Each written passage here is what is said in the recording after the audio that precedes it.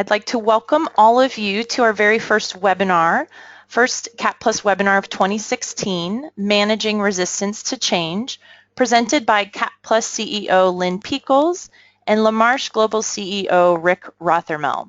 We're expecting a great turnout today, and I'd like to thank all of you for participating in this webinar.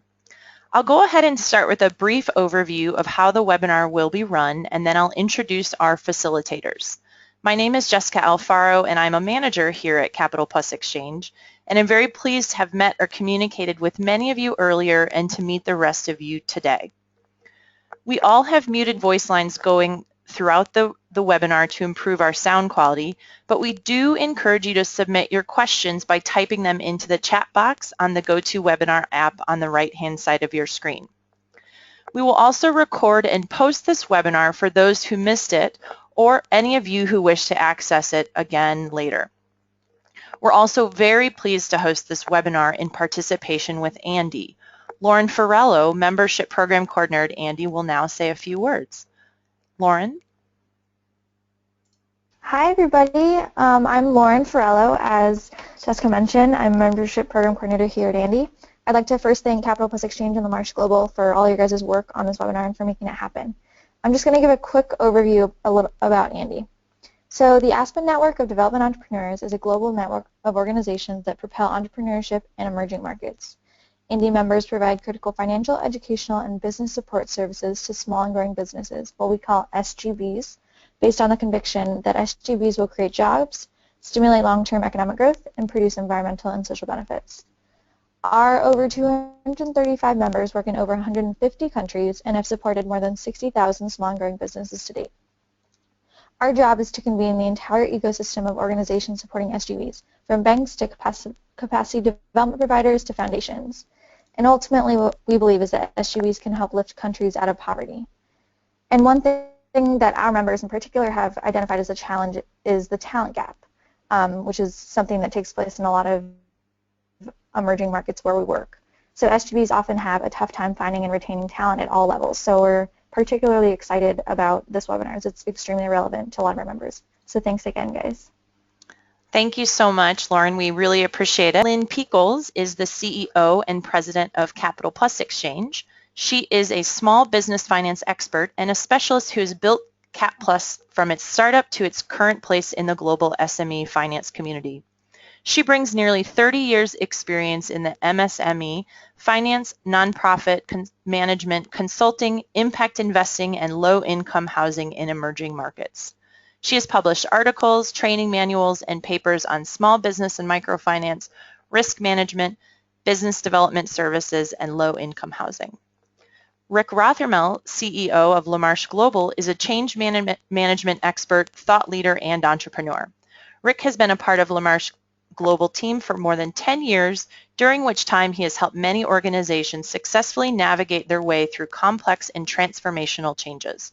He is also an executive coach and serves as primary facilitator of the Advanced Change Management certification programs offered by LaMarsh Global. Rick was among the founders of the Association of Change Management Professionals and is considered a thought leader by fellow change management leaders. And now I will turn it over to Lynn and to Rick. Great. Well, thank you, Jessica, and welcome, everybody. I think we're all here today because we know that change is really, really hard, and that our success in the work that we do is very dependent on ensuring that change takes place and takes place in a good way. I think that change is hard because people often overestimate the value of what they have and they underestimate the value of what they might gain by giving it up. And I think a lot of us are here today because we've all probably, I'm guessing, experienced various kinds of failures related to changes. And when I was thinking about trying to prepare for this webinar, I kind of realized that it's not just the big changes that can have extraordinarily bad impacts on institutions, but also even small changes depending on how they're implemented and whether the implementers really understood the causes of resistance to the change. And it made me just think of the airline industry, because, as some of you may or may not know, both pilots and mechanics have a huge amount of discretion as to whether planes can go up in the air or not. Sometimes, with some aspects, they can just make sure the plane cannot fly, but with other aspects, it's really up to their discretion. It reminds me about 25 years ago, actually, I was flying South African Airways from Singapore to Johannesburg, and the pilot decided, it was New Year, he wanted to probably get home for New Year, and he decided to put the plane up in the air with 3 engines. It was a 747, not 4, and we actually lost another engine on the way and landed with 2. Another South African airline pilot could have said, no, I'm not going to fly the plane with if 4 engines aren't going. Today, I think no planes would go up in the air with 3 engines, but that is just an example. And what happens in the airlines is when mechanics or pilots are upset by procedural change that management introduces without having their buy-in, they just write up absolutely everything on the plane and say it's not worthy to fly, even though technically it could perfectly fly in the air. And that's $1 million loss for every plane that gets delayed a day. It also made me think, a little while, well, not such a little while back, we were working with a consumer finance institution in West Africa. And it had been doing consumer finance for quite a long time. And they decided that they wanted to do small business finance. They were very excited about it. They really were serious about doing it. The board made it part of their focus. It got included in the business plan. Everyone wanted to do small business finance. So while they embraced the change at a senior level, which is essential, what they didn't understand was what it would take to make that change happen. So we came in as capacity building experts and not that experienced in change management. I wish I'd met Rick a long time ago. And we tried to convince the institution that it was really a bad idea to use their consumer lenders to do small business finance. We were kind of unsuccessful. And so we said, okay, we'll give your consumer finance lenders a chance, and it failed, even though we trained them really well, coached, put them out in the field. So then the institution went in the opposite direction and decided to hire microfinance people from a very doctrinaire network type microfinance institution that had the most rigorous, regimented kinds of procedures, and that failed too. So 9 months down the line, we managed to persuade the institution really that what they needed to do was to hire the right kind of people who were small business type people who would understand the business and be able to grow a practice. So we lost 9 months. Hard lessons were learnt, but the institution did amazingly after that. I wanted to talk a little bit, not so much about failures. I tend to like successes a lot more than failures. I'm sure we all do, but really because you learn what to do right, not only what not to do. And there was a bank in India. Actually, there were 2 incredibly successful banks in India that did enormous change at their institutions in an extraordinary kind of way. And I wanted to speak about one of them for a little while.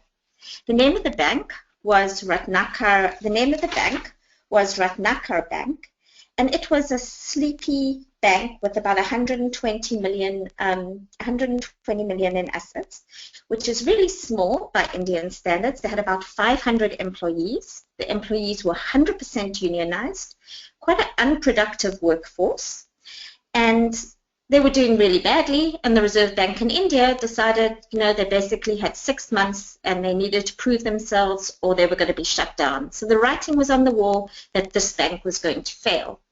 And a very astute banker and some family members of his decided to buy the bank. So he came in as the new MD and decided to make these extraordinary changes at the bank. And within a couple of years, it became the fastest growing private bank in the country. Assets increased by 773%. Loans went up over 1,000%. Profitability shot up. Equity quadrupled. Branches doubled. Employees quadrupled. And the bank did extraordinarily well. So what did this person do? Because he obviously came into a pretty difficult situation. And so we are going to do a little quiz because I got a lot of the answers wrong when somebody did it to me. So I'm going to test your change management instincts with a number of questions. We're not going to take a poll on this, but you could jot the answer down for yourselves, for those of you who have a pen and paper. So moving on to the first question. So the new managing director walked in and he told everybody, unproductive and productive, old and young, even the guys who were just about to be retired, that nobody would be fired. True or false?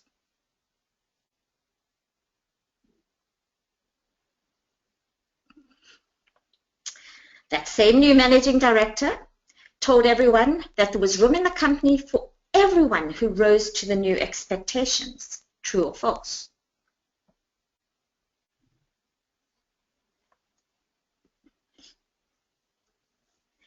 He also surprisingly decided to focus, true or false, on integrating 2 of the kitchens in the bank as an absolute priority for the different levels of staff. This was really important. True or false?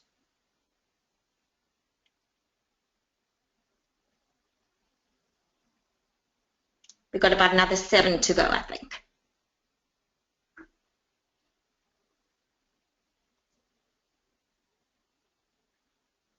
Should we do the next one, Rick?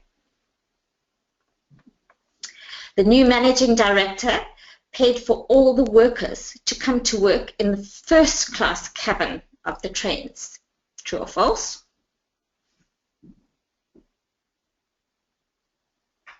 He gave everyone a chunk of shares for the new company, irrespective of their productivity at the outset.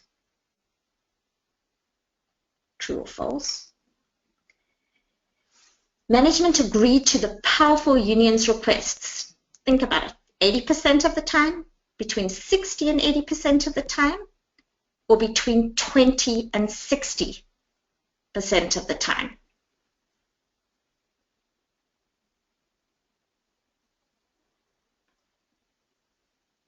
And after 3 years, what percentage of upper and middle management who had been there initially remained with the bank? 90%, 50%, 30%, or 10%?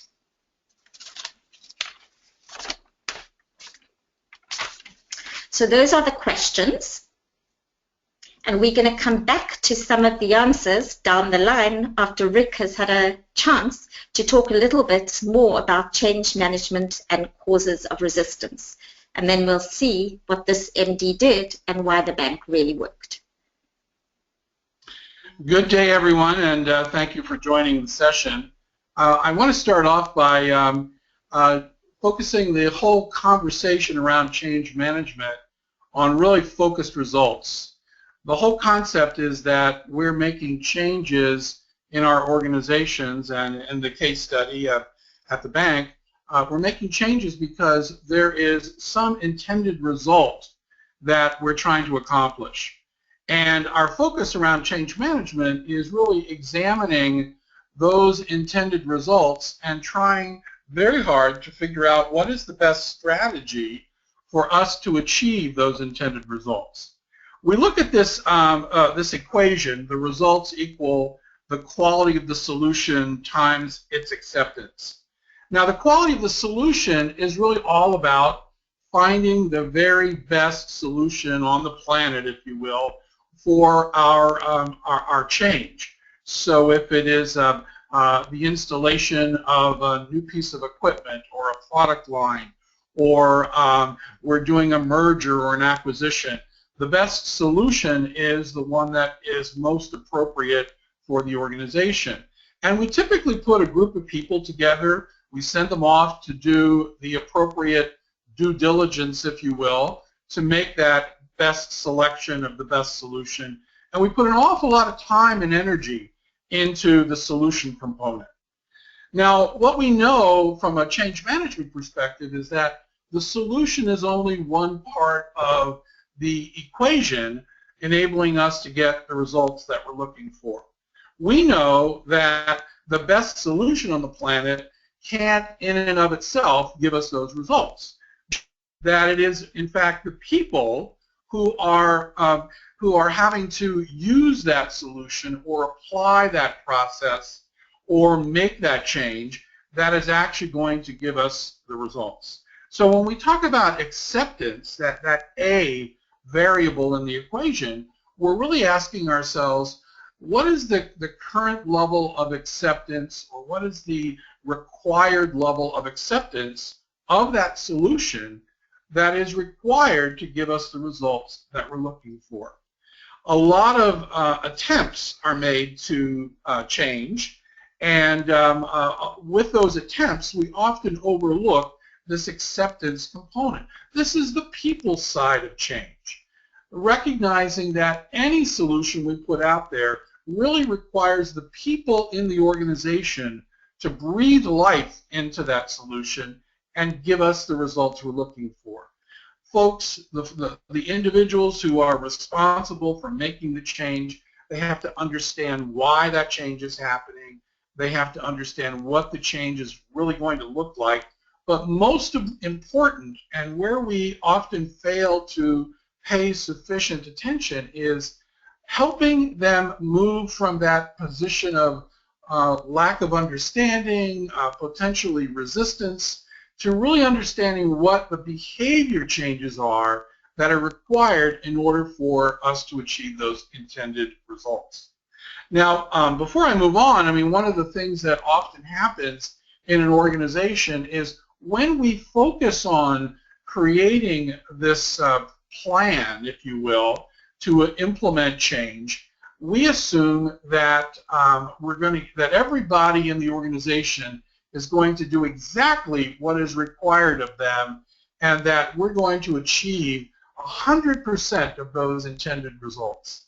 The fact of the matter is that it's very, very costly from an investment standpoint to actually get to that result and get everybody on the organization lined up changing their behavior. So we're going to talk just a few more slides here, a little bit more about how do we get there? How do we really appreciate what it's going to take in order for change to happen and for the individuals who are impacted by the change to actually move into that position of acceptance. This visual is reinforcing for all of us really the rationale behind why change management is so important. And the fact here is that this is really reflecting a business life cycle, if you will. Businesses are in business to, make profits, to increase market share, to grow and prosper. And when you look at the green line here, this is representing the trajectory of the organization.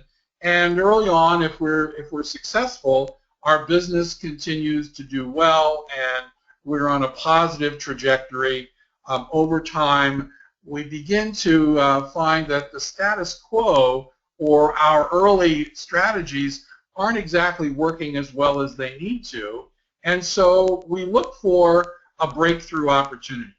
Now, that breakthrough opportunity might be our introduction of a new product or service line. It might be that there's new technology available that will enable us to be more successful and get a greater share of the market. Whatever that breakthrough opportunity is, that breakthrough point, that represents the point in time where the organization has to make change happen. And if the organization seizes that opportunity and does well with the change, we clearly are transformed. We have, again, our trajectory of growth and success is on an upward trend.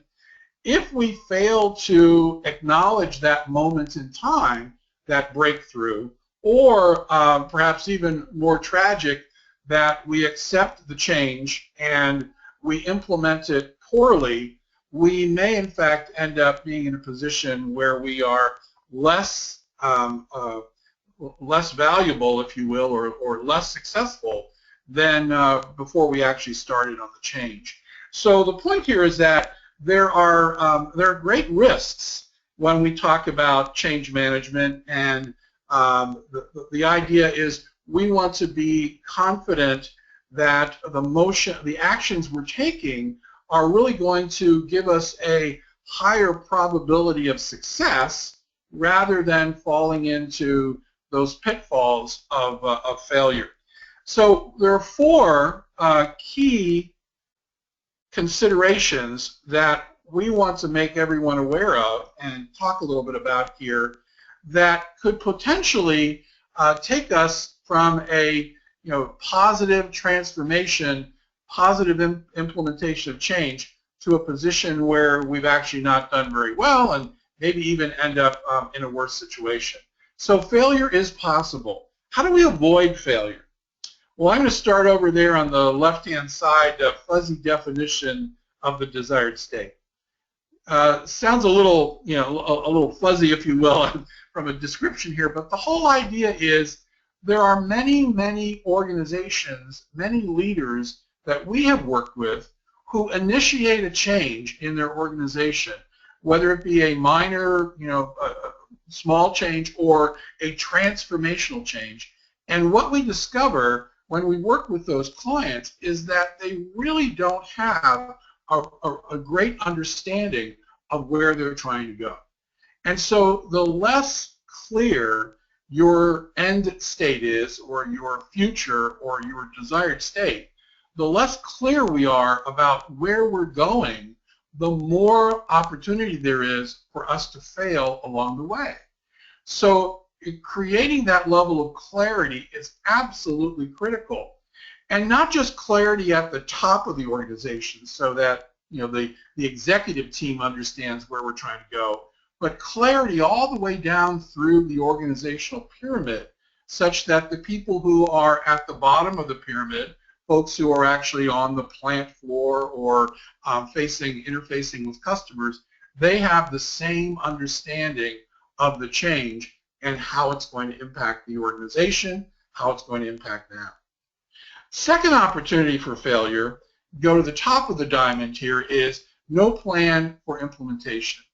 It's remarkable the number of organizations today that we work with that still don't have a good approach to managing change, managing projects, a lack of discipline around project management, and therefore when you don't have that focused energy, when you don't have the roadmap, there's great opportunity for you to fall off the road, to fall out of the journey and end up in a place where you didn't intend to go. So the strong encouragement to have a roadmap from describing and detailing what is it going to take to get from where we are today to that future desired state. What are the milestones? What are the tasks? Really looking at the change management component very much like a project management plan. What's it going to take step by step for us to get there? And the third component that most organizations struggle with is ignoring the potential for resistance. When you think about change and you think about the individuals, the people who are impacted by the change and the journey that they're having to take, think about a bell-shaped curve. All those individuals who are impacted by change fit into the bell-shaped curve. There are going to be some folks, some individuals who enjoy change, believe it or not. They're not bothered by it. They may in fact get energized by it. And those individuals are likely to make change a lot more easily and move to the new place a lot more quickly than the tail end of the bell-shaped curve. So our job is to really focus on what is it going to take for that last 25% or 50% of the individuals impacted. What's it going to take to move them from a natural position of resistance, or at least maybe not resistance, but lack of understanding, to a place where they actually are willing to change their behavior, they're willing to try out the new process or live in the new structure, build the new product line, So our goal is to recognize that there will always be resistance. Even the very most positive changes, there will be individuals who, for some reason or another, are not on board with the change and are going to need some extra encouragement. So focusing on the potential for resistance, recognizing that it's real, and planning for accommodating folks who need a little bit more energy, a little bit more encouragement, a greater level of understanding to move from that resistance to a point of acceptance. At the bottom of the diamond is leadership commitment. And we'll hear a little bit more about this when we go back to the case study. The whole idea around leadership commitment is it's easy for a leader to initiate change. It's easy for them to say, we're going to make this change, whatever it is. The real challenge is implementation, facilitation, and leadership of that change. The person at the head of the organization has to not only be committed, but they have to be engaged in the change process. They have to be out there in front of the change, working with those who are impacted by the change, demonstrating a little bit of personal vulnerability if they're also impacted, a little bit of empathy around the fact that, you know, it is not easy, that change is difficult. The leadership commitment is a really, really big challenge for most organizations. We can look at the other three components here, and a good change agent, a good facilitator of change, can help us through some of those challenges. But unless the leader is committed to the change and the leader is actually willing to enforce the requirements that are attached to that change, we're going to be struggling, and we may find ourselves in a position where everybody you know, has good intentions, but the leader isn't willing to make the strong commitment. I want to transition from that thought to the next discussion by talking about, when we talk about leadership commitment, one of the most difficult challenges around leadership commitment. The whole idea of change is that individuals have to do something different tomorrow or in the future than they do today. And it's hard work, but we can give them all the tools that they need. We can give them all the information that they need. But in the end, every individual who's impacted by the change makes a decision on their own whether they're going to change or not change.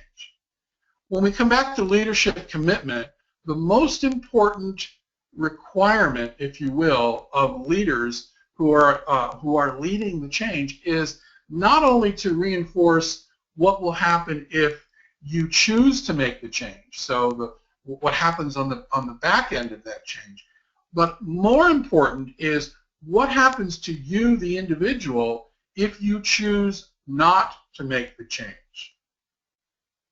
You make the change or you don't make the change.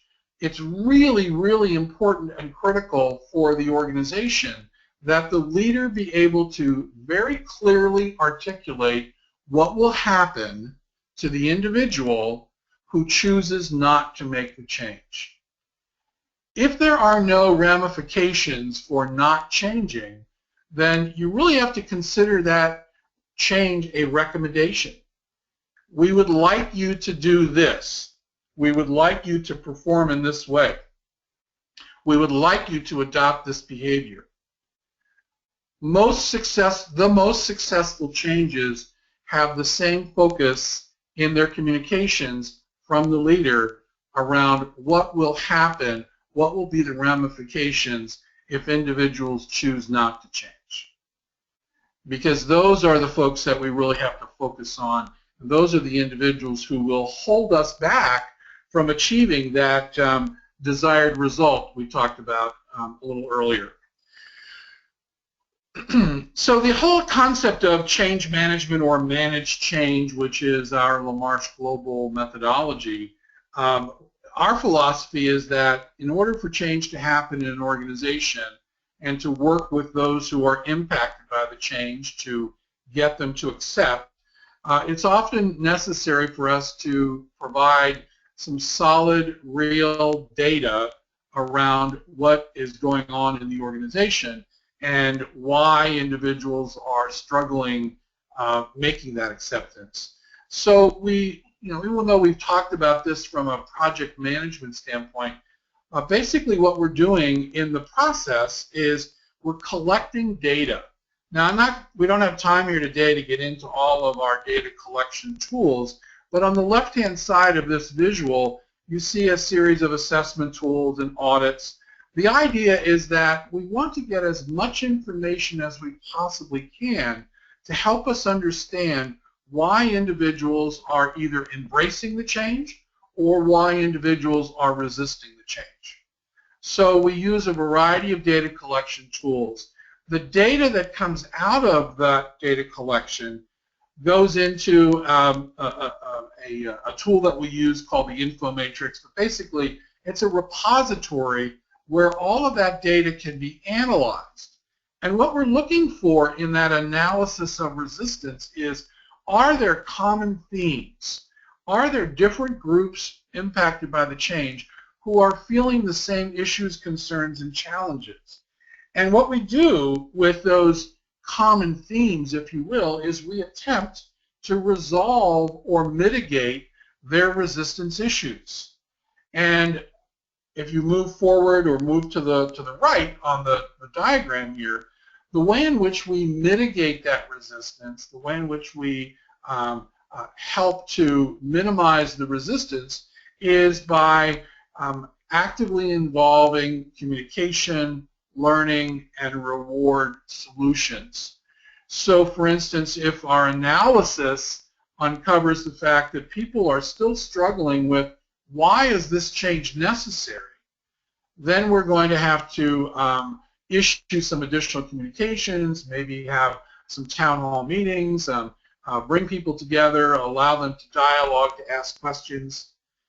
If, on the other hand, we discover that their issues and concerns are around the fact that they're very anxious about whether they're going to have the skills and competency to do the job, to do the new job in the new way, that clearly is a learning requirement. And what that helps us to do is refine the learning, the training programs that need to be put in place, looking at individual preferences as to how people learn. But we put some training programs together, we put it out there, and we anticipate those training programs will assist in creating the skill and competency that is necessary. And finally, because most change requires a change in behavior, it's really important for leaders who have people reporting to them who are impacted by the change to really demonstrate good leadership skills. So we're looking for individuals who are trying to do it in the new way, who are trying to shift their behavior. We want to identify those people. We want to recognize their attempts in doing it the new way, and in a sense, that recognition allows reinforcement. Reward here is sometimes misconstrued as a financial reward. That's not really what we're talking about here. We're talking about giving people the credit that they have due when they make the attempt and ultimately when they're able to do things in the new way to the level of success that is required. Then you see from the diagram here, you see going from number 3, generate, to number 4, repeat as necessary. The idea here is that this is a cycle or a system, and that we're going to continue to do data collection, analysis, and take action on resistance throughout the entire life cycle of the change. And our goal is to get to a place where the resistance is minimal, and that from that perspective, we can, in a sense, declare victory, or we can say there's a sufficient amount of acceptance of this change that we're able to move forward. The change is in place, and our goal then becomes sustainability. So, the whole idea here is to reinforce that, change is not random. There's a lot of thought put into what the change needs to be, and there should be as much thought and discipline put into the managing of that change. And managing of the change, for the most part, from the people standpoint, is understanding where people are, what their challenges are, what their issues and concerns are, and how do we help them into the new place. I'm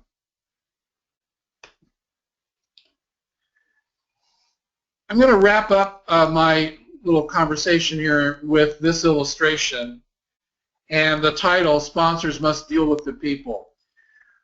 We see here in this illustration two buildings, and the change really is taking people from one building to the next building, and they're standing on the very top of the building. Well, talk about resistance.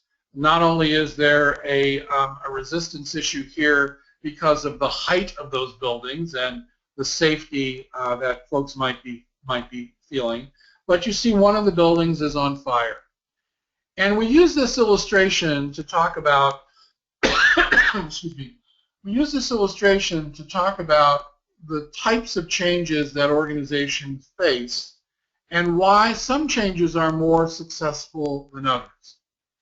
If you think of this visualization as kind of the end of the spectrum, where the change is so that the reason for change or the case for change is so strong because the building's on fire, and if we don't get everyone to safety, we have some really big ramifications for that.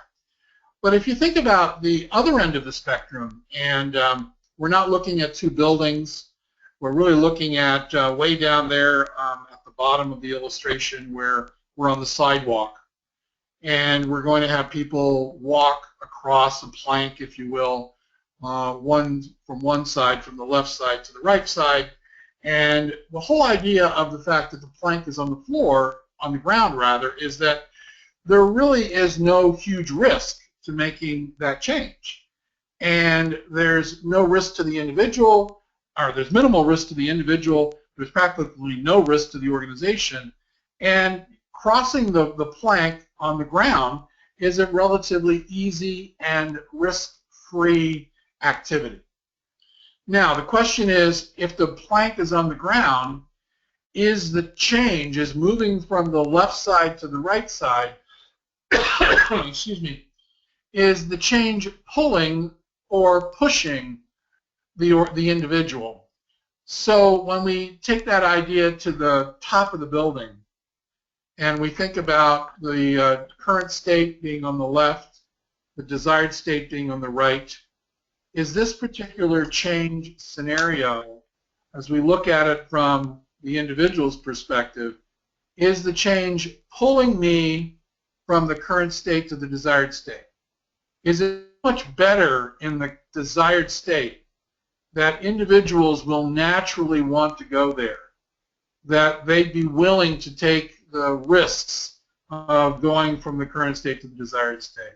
So is the future pulling us toward it, and therefore the resistance and the risk is less than if in fact we have to push people? Am I so comfortable where I am today? Is it so easy to stay where I am today?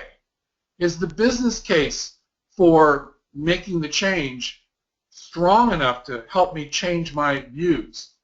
If not, we have to push people across. We have to push people from the current state to the desired state. The concluding comment here is that you have to ask yourself, when I'm considering the change in front of me, especially if I'm a leader, is the strength of the business case so positive that it will just draw people to the new place? Or do I have to, or does the current state have such cling to it that it's so desirable to stay where we are that we're going to have to push people into the desired state? The answers to those questions will help us to determine how much effort is going to be required to make this change happen, and what is the level of investment that's going to need to be made in the change management process. If it were so positive to make the change and the desired state was just such a wonderful utopia, the change management effort would be minimal, and we would be guiding people, as opposed to the illustration here where we are finding ourselves having to push some folks into that future. So with that, I'm going to turn the conversation back to our case study and give an opportunity to hear what really happened and what the impact of that change was. Great, thank you, Rick. So this is Ratnakar Bank, now called RBL, who really just turned around an entirely failing bank into the fastest growing private bank in India. And the first question, it was really true that the MD told everybody that they would not be fired. I think when you have change, there's a tremendous amount of anxiety and rumors fly around like crazy. And communication, as Rick pointed out, is absolutely essential. Very clear, simple messages over and over again and reinforced by actions are important. And so the new MD went in there and said, everybody, you're not going to be fired. And you're going to stay, the next question, you're going to absolutely stay with the company if you continue to rise to the expectations, because the bar is going to be raised. He reinforced that with some very quick wins, which really built team and dignity the entire way through an incredibly divided and hierarchical organization that had existed before. There were barely any bathrooms for women, so built very quickly bathrooms for women. There was one dining room for the elite managers and another dining room for all the workers. He made it one dining room, one kitchen where everybody came and ate together, and really encouraged communication by senior managers across the level, sending the message that this was a bank where everybody had a role. Of course, he cared about the performance at the bank. So the question is, why did he keep every one of the senior managers, including the old MD at the bank, for a period of time? And what he did was he brought in his own management team. And so the very senior managers who were at the bank then became deputy to his managers. He realized that they were very close to retirement. Most of them were pretty unproductive. And what he said to them on the side was, you don't have to work a whole lot. These are some of the senior managers, the ones that were retiring in a couple of months. But you really are the conscience of the organization. You really know what's going on. I want you to keep an eye and see that things happen right. And within 5 months, the old group had retired. With everybody else, it goes to Rick's point on learning. He realized that most people had never been trained. There weren't any systems. The technology in the bank was completely defunct. And so what he said was, you don't need to worry. We're going to bring you the skills and help train you to move to the next level. He did pay for all workers to go in the first class cabin. It's not that expensive in India for workers to be in the first class cabin instead of the working class cabins, which are absolutely overcrowded, sweaty on hot days, and people arrive at work just feeling completely undignified, more or less as if they had just run a marathon. This way they arrived at work fresh, feeling dignified and ready to work. These quick wins really bought loyalty through the institution. He also did give everybody across the board shares so that they would gain in the profitability of the institution going forward. And he made those shares available at a very concessional value. And very soon, even the door person or the cleaner or anybody through the institution realized that they would get upside a multiple of their retirement that they would have got with the old bank because of the productivity of the institution. He built team across the institution. With his senior management team, what he actually did, it wasn't one of the questions, but he gave them lower than other private sector salaries, but enormous upside 3 years down the line if they did well, which would be 7 times or 5 times the salary that they would have got. So they stayed and they worked their butts off and did incredibly, incredibly well. With the union, which was an incredibly conservative union, he gave in to their requests 80% of the time. But all the ones that were critical to the success of the institution, he fought hard with the union to make sure that those got implemented. The union was willing to let those path-critical decisions take place because it had saved face and got small gains for its members over time. Of course, when the institution quadrupled in size, union members became a much smaller portion, and over time, the union dissolved. I think those were, after 3 years, what percentage of upper and middle management remained with the bank? It was actually 90%. And most of them really increased their productivity. They weren't necessarily the most senior rank. And of course, when the institution increased in size, they were a much tinier proportion of the entire workforce. But they stayed with the bank, they worked, and they contributed tremendously. And even the MD that he kept at the bank, initially the old MD, he did that because he realized that that MD had tremendous ties to the local community that a lot of their business was in. And that MD became a great advocate for bringing new customers and growing with the existing customers in the bank. He only stayed a short while as an advisor and then he left, but again left with dignity, saving face. So really understanding how to bring people along, understanding the communication, understanding the learning, and understanding what it took to deal with the different sources of resistance. What's interesting is this MD did it intuitively. He didn't actually have the model, but most of us probably need a model, and that's kind of what Rick is sharing with us so that we can systematize and plan for some of these changes and anticipate. Rick? Thank you. In closing the conversation here this morning, today, as Lynn mentioned, there are lots of models and methodologies in the marketplace to assist organizations as they go through managing change. We like to really think about what's the mindset, if you will, that leaders in particular need to have to make certain that change is more successful in their world. And whether you have a methodology or a model that you're following with great discipline, when you peel it all back, so to speak, we're really left with these several bullet points that are really the focal point of successful change. That it's really important that we understand, or we ask ourselves when confronted with change, why is this change necessary? And who's leading the change? What's it really looking like? Who's going to be impacted? How are they going to be impacted? And most importantly, we do tend to ask these first few questions, but where we often don't follow through are the last 2 questions, which are probably most significant and most important.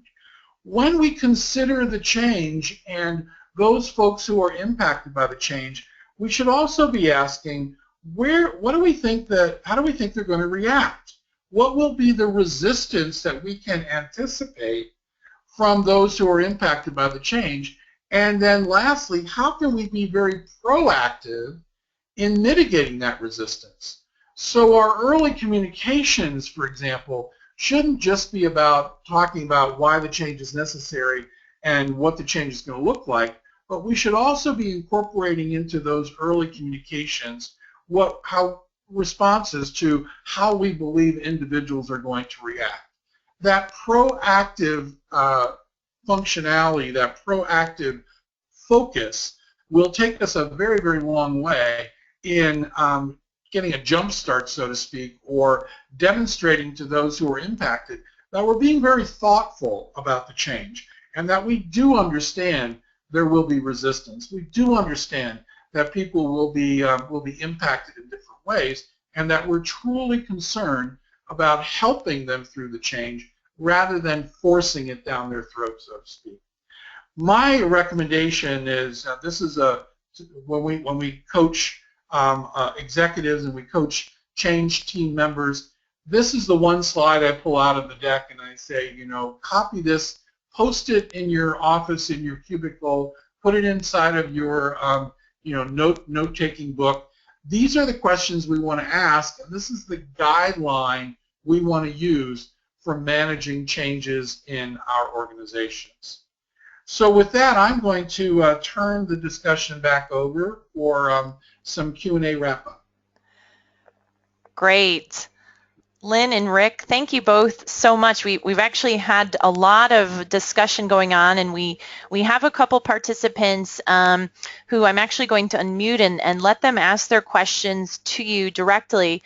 One of the main themes of question that we're getting, Rick, is who is really involved in this change, and what is leadership's role in order to do this? And so I'd love to hear a little bit more about that, and I'm also going to let one of our partners, Nelson, are you there? Can you hear me?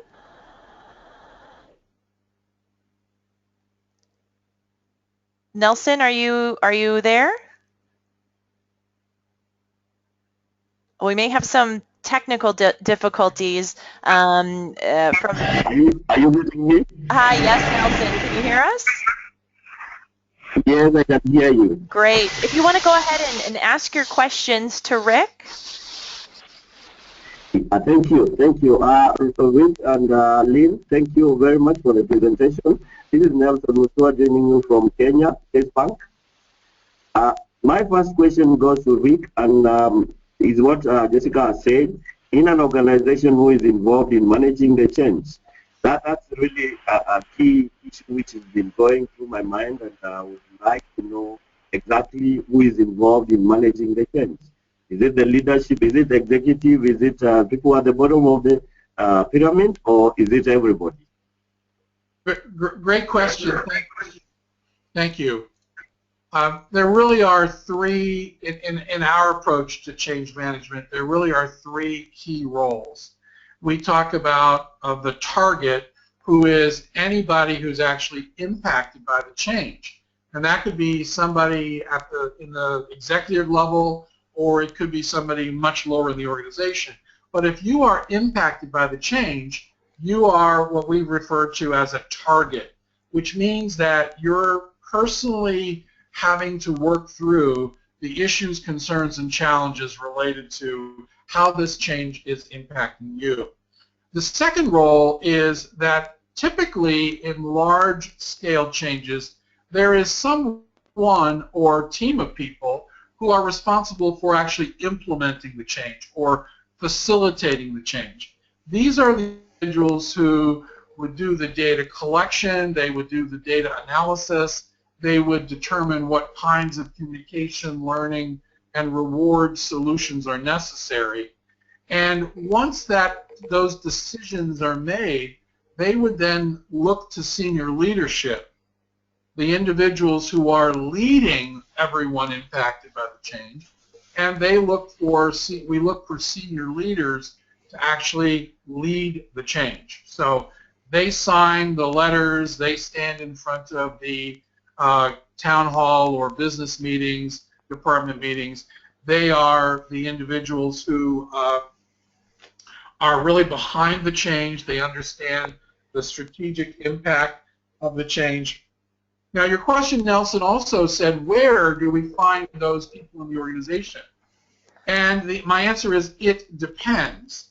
It depends really on whether the change is impacting a small part of the organization, like a department.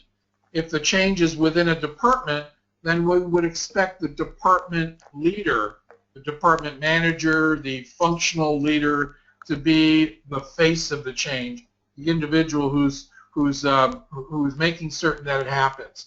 If it's an enterprise-wide change, we're changing our finance system, or we're changing our HR practices, then we would look for that change to be probably co-sponsored by the CEO and the VP of HR, so the functional leader. Now, it doesn't mean all the work is going to be done at the executive level, but the sponsorship is at the executive level. We have to take the sponsorship up as high in the organization as the individual who can force, and I use that word very intentionally, can really force or hold those below her or him accountable for making the change happen. That's the person who can say, if you make this change, here's what will happen. Same person, if you choose not to make this change, here's what will happen. So the it depends answer for where the sponsorship resides, but remember the three roles. Those who are impacted are targets. There's a change agent, who is or team of people who are facilitating and implementing the change plan. And then there is leadership, or the sponsor, who is in front of the change and actually driving it from a leadership perspective down through the organization. Great, thank you. Nelson, did that answer your question? Thank you. Yes, you did very well, and I think I'm contented with that. May I ask another question, as I had indicated earlier? If you have a quick one, we do want to get on to some other questions as well. It's a quick one. Great. I talked about the resistance to change, which is a big issue in most of the organizations. I've seen what Rick gave as the final presentation about the 7 points. The 4 points are actually about resistance. Where do we start with the resistance? What is your take on the resistance? Do we start with the resistance, explaining if you resist this change, maybe on a positive note, this is what is going to happen to you, instead of maybe pushing it down the throat to maybe the people affected? Great question. You are all leaders in your organizations, and you know that the more collaborative that you can be with the individuals who are impacted by the change, the more willing they are going to be to accept the change. So many times what we find in capturing and then evaluating or analyzing resistance is that it uncovers, it provides us with opportunity to go back to those individuals who are impacted and have a more collaborative discussion around what we can do about the resistance. So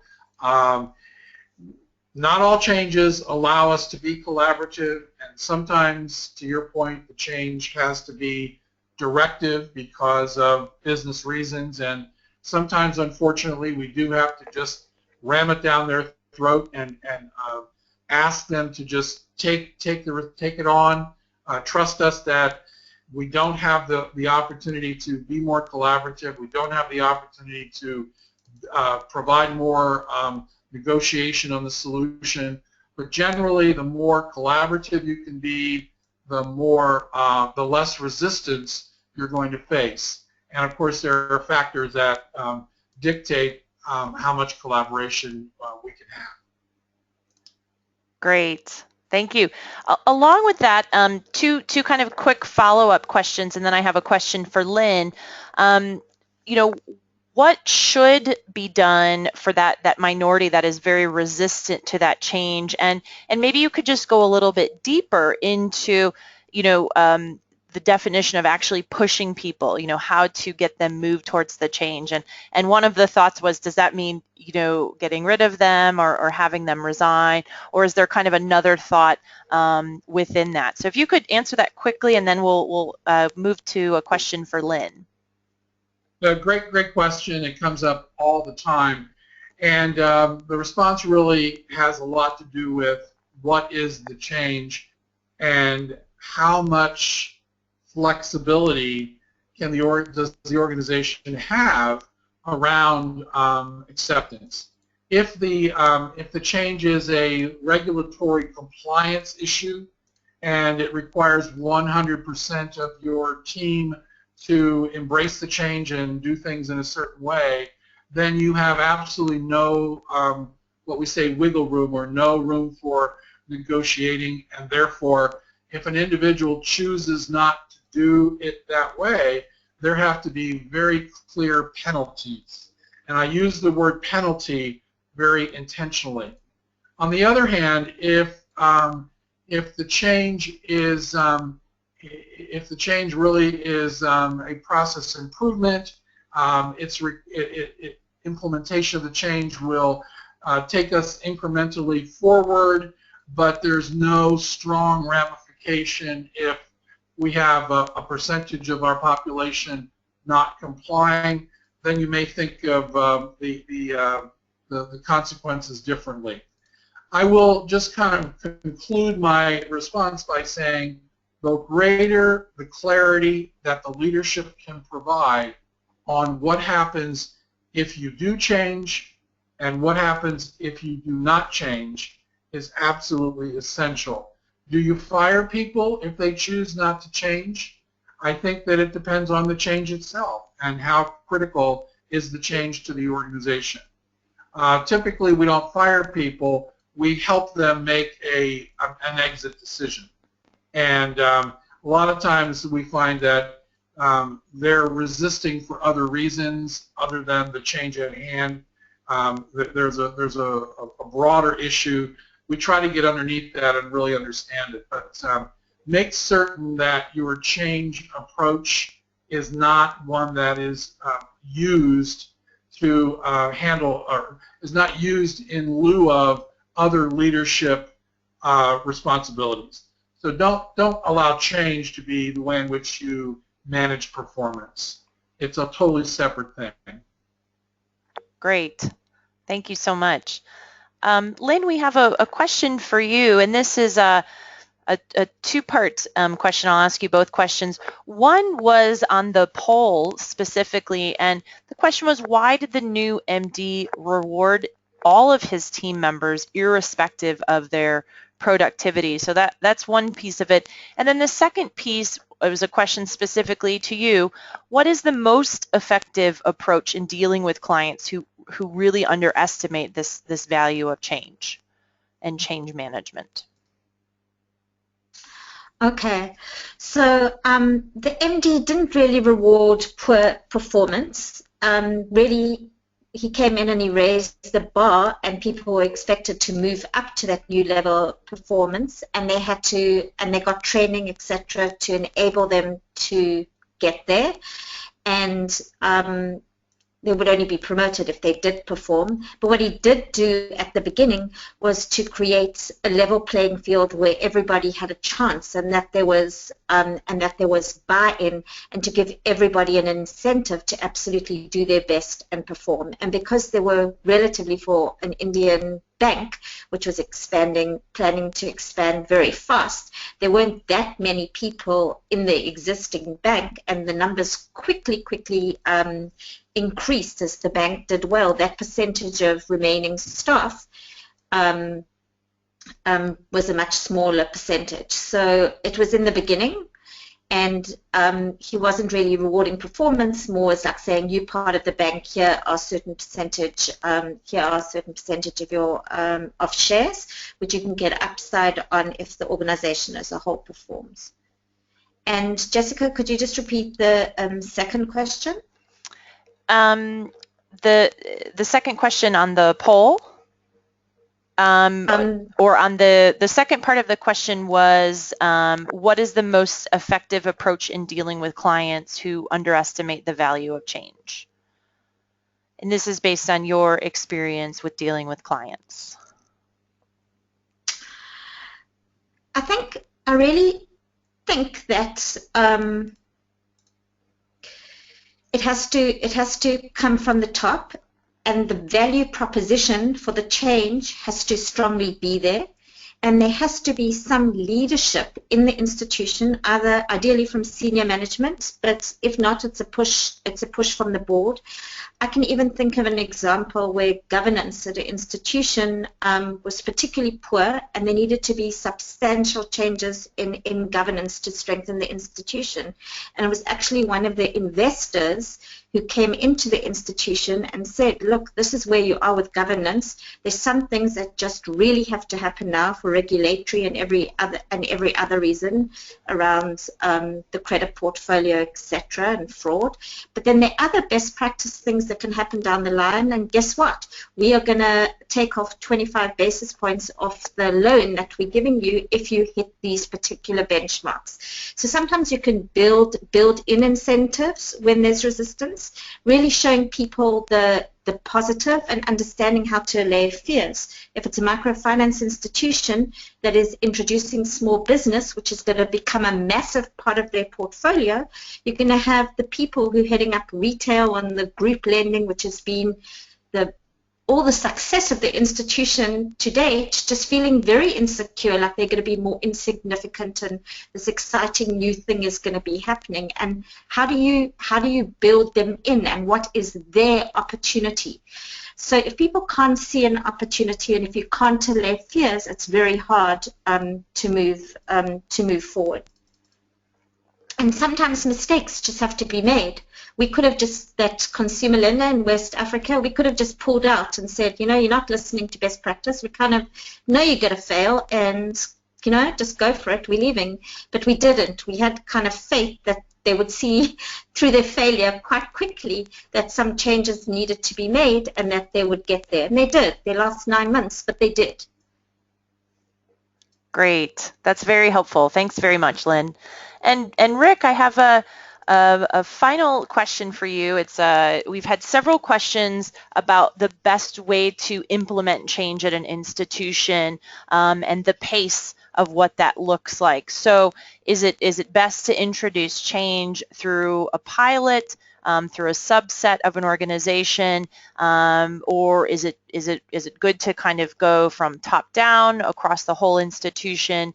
You know, some participants are saying that if you try to do too much change, it might be hard to implement. And then along with that, if you are doing, you know, trying to implement change within a large number of people at a large institution and across several levels, how do you really make that change stick, and how do you identify individuals within that large group who are resistant to change, so you can help to move them along, you know, with the change that's happening? There's a lot in that question. There is. I was trying to put a bunch of questions together, so feel free to answer it in whatever order makes sense. All right, let me start with the first comment, which is around what's the best way to make change happen. The question before that is, how much time do you have? And many times the pace at which a change is driven through an organization is based upon the business case behind that change. So for instance, if within your financial institution, this change was the difference between you competing more effectively with the other competitors in your marketplace, or was a change that needed to be put in place to maintain a certain level of investment, then there's an urgency to that change. And so the pace is really driven by the urgency. If we don't make this change in the next 3 months or 6 months, the ramifications or the outcomes of that decision are so detrimental that we must do it in that shorter time frame. Then that's what you have to do. If your change allows you the luxury of a longer implementation time, absolutely take that extra time. I mean, don't drag it on forever, but take the extra time. Remember, one of my earlier responses was the level of collaboration that you're able to include in your approach increases the level of acceptance and increases your overall probability of success. So if you have time to be more collaborative, by all means, do that level of collaboration. If the reason for the change is a kind of do or die, or being heavily driven by some immediate requirements, then you're just going to have to plow forward and do it much more quickly. Second part of the question was around whether it's good or not so good to take on the whole organization or take on smaller segments. Our experience is that if the change allows you the opportunity to pilot the change in a smaller segment of the business, then that is a very good opportunity for you to get all the bugs worked out, just like any other implementation. So if you have the time and you have the commitment from leadership to look at a pilot, then that's in fact what we would do, is we pilot it, we clean it up, and then we would distribute more broadly to the larger organization. And again, a lot of that depends on timing. The other part of the response question here had to deal with the volume of change, how much change is actually happening. We're not going to reduce the volume of change happening in an organization. There's so many requirements today to move forward efficiently, effectively, quickly, and therefore the volume of changes is likely to just continue to increase. The key opportunity in change management is sponsorship. Where does that sponsorship reside? At the highest level of the organization. The higher up you can get, the more credibility that change is going to have, and the more likely you're going to be to hold the rank and file in the organization accountable for making the change.